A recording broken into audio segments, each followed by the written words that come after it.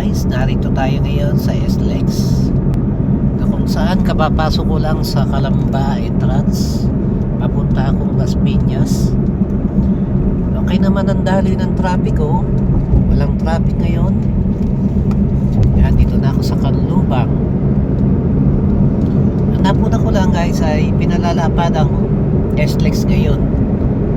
Maraming ginagawa sa bawat side, dinadagdagan nila ang kalsada siguro para hindi na mag-cause ng traffic kapag tumodo ang volume ng sasakyan.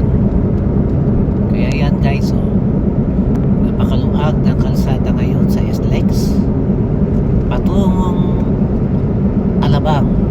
Ayan, patungong Alabang. Ayan guys,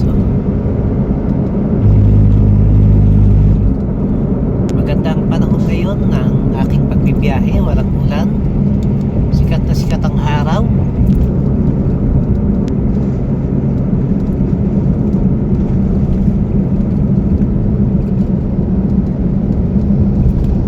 So guys, ito yung dating toll gate, ngayon ay wala na, hindi na to nag-ooperate kasi ang mga toll gate ngayon ay nasa exit na ng bawat bayan. So doon na lang ang mga bayad ng mga toll fee. Kaya wala nang toll gate dito sa gitna. Kasi minsan ito yung nagkakos ng traffic. Pag dumami yung sasakyan at inabot sa toll gate, sobrang traffic. Grabe talaga noon. Ngayon okay na. Wala nang ka-traffic. Kasi bawat exit ng bayan, doon na lang sila nagbabayad ng kanilang toll fee.